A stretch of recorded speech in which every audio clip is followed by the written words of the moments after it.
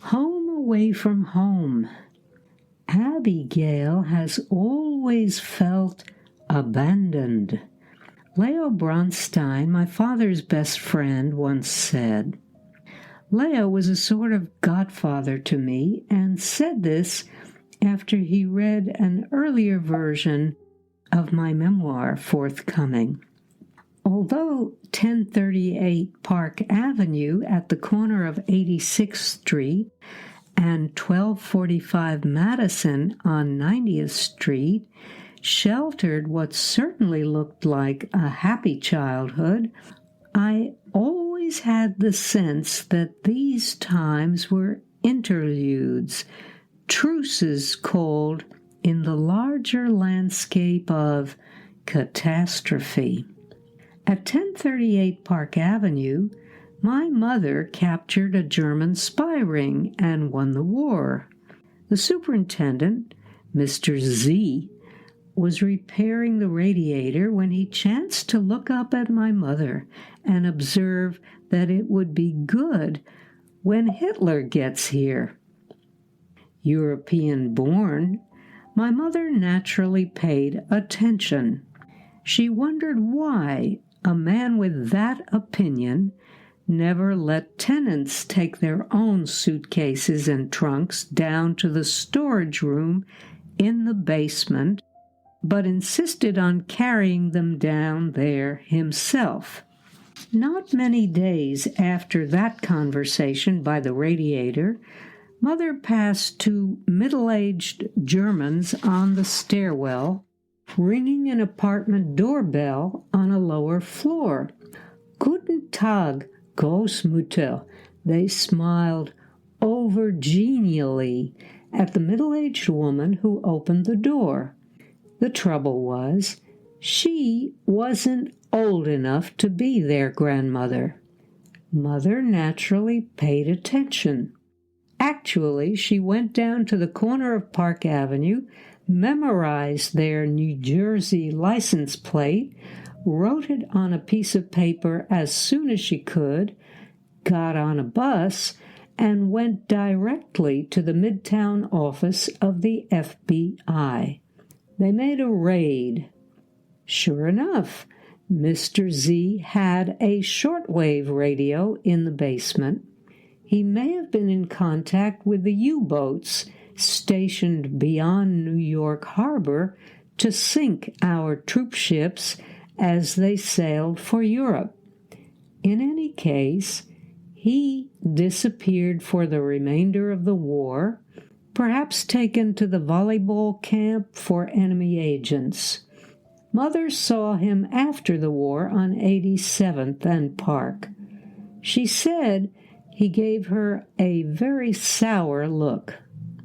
If you put that together with a peculiar background sense of which I've recently become aware, of having been a non-survivor in the run-up to the Holocaust in Germany in the 1930s, put to death in one of the less well-known ways, you can figure why home felt to me abnormally fragile. One becomes afraid to love, afraid to trust, or anyway, afraid to be attached to places. A journalist whose report from Jerusalem I read today writes that the streets, usually alive with celebrants of the Jewish holidays, are eerily quiet these days. Being Jewish is out of style. Not with God, perhaps, but with journalists. This is disorienting because the medievals were right about Jerusalem. It is the navel of the world. When you're there, the puzzle pieces of identity, that much pondered thing, slide into place and become picturable. Things become more solid. I even understand the grammar of the objective case, when to use I and when to use me when I'm in Jerusalem, which normally I don't. What's this got to do with home? Is home a place? Is it the earthly Jerusalem? Or is it a heavenly Jerusalem? More like a state of mind? Normally, I draft this weekly column at a local Franco-Tunisian café where I count as an habitué. I like the feel of the real world around me when I ponder a topic, even if the tables in my vicinity are occupied by young couples in crisis, or middle-aged divorcees on a first date, or seasoned ladies letting their hair down. Only with you, my dear. I can fold that into my writing process, and it doesn't bother me. This time, however, there was a family group that took seats directly catty-corner from my table, whose proximity I found intolerable.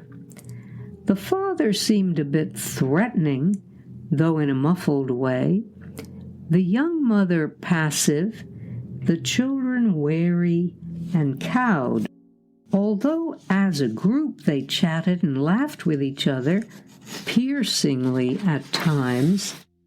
To my ears, the chatter and the laughter were not sincere, not truthful, and not accurate. The sounds were unbearably misfitted, as people can sit in clothes that don't fit, or speak in accents that hurt. People in cafes are profoundly aware of each other, and I think the grown-ups knew they were throttling my thought waves. I did not trouble to hide it, even muttering to myself irritably, and got up as soon as I could to finish the draft at home. Whether home is a place or a state of mind is unclear, but without doubt, home is a way to be. To be what? Sincere, truthful, and accurate. Home is permission to be all that. Divine permission.